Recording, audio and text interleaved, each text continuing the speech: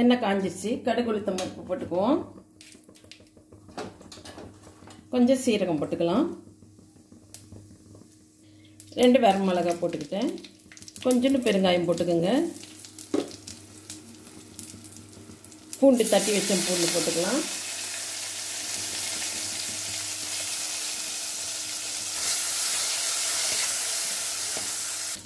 கரைச்சி வச்ச ரசத்தை எடுத்து ஊற்றிக்கலாங்க. புளி ரசம்தான். கொதி விட்டு இறக்கிக்கலாம். ரசம் நல்லா கொதிச்சிருச்சுங்க. ஸ்டவ் ஆஃப் பண்ணிவிட்டு வேறு பாத்திரத்துக்கு மாற்றிடலாம்.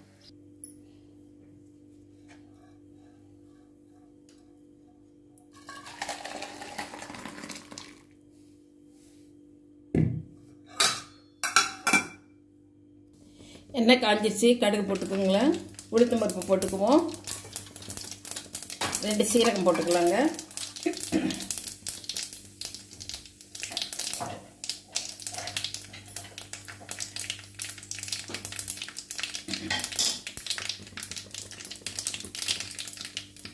வெங்காயமும் வரமிளகாயும் போட்டுக்கலாம்.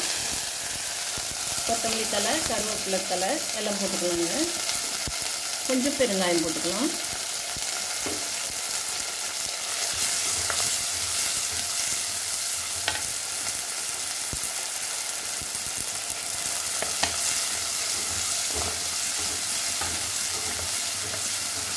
வெங்காயம் வணங்கிடுச்சுங்க. இப்போ நம்ம வெண்டைக்காயை போட்டுக்குவோம்.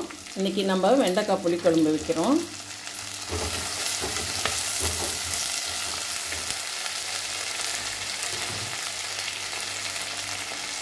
குழம்புக்கு தேவையான உப்பு போட்டுக்கலாங்க. கொஞ்சம் மஞ்சள்தூள் போட்டுக்குவோம். வெண்டைக்காய் நல்லா வணங்கிட்டுங்க. அதில் இருக்கிற பிசு பிசுப்பெல்லாம் போன பிறகு நம்ம அப்புறமே புளி கொஞ்சம் ஊற்றிக்கலாம்.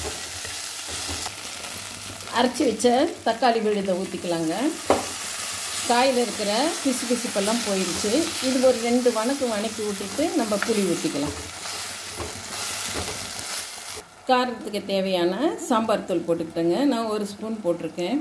உங்களுக்கு எவ்வளோ வேணுமோ அவ்வளோ போட்டுக்குங்க.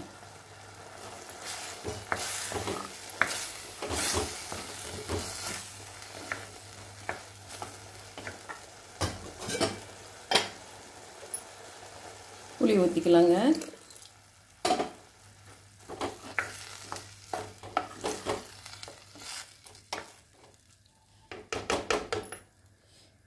காய் வேகட்டும். லைட்டாக கொஞ்சமாக தண்ணி ஊற்றிக்கலாம்.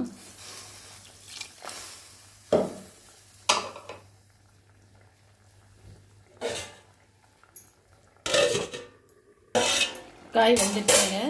அரைச்சி வச்ச தேங்காய் ஊற்றிக்கலாம். தேங்காவோட நான் சீரகமும் 1 பல்லு பூண்டும் வச்சு அரைச்சிருக்கேன். ரொம்ப டேஸ்ட்டாக இருக்கும். நீங்களும் இது மாதிரி செய்து பாருங்கள். ஒரு கொதி வந்தோடனே இறக்கிடலாம். கொஞ்சம் திக்காக இருக்குது. கொஞ்சம் தண்ணி கலந்துக்கலாம்.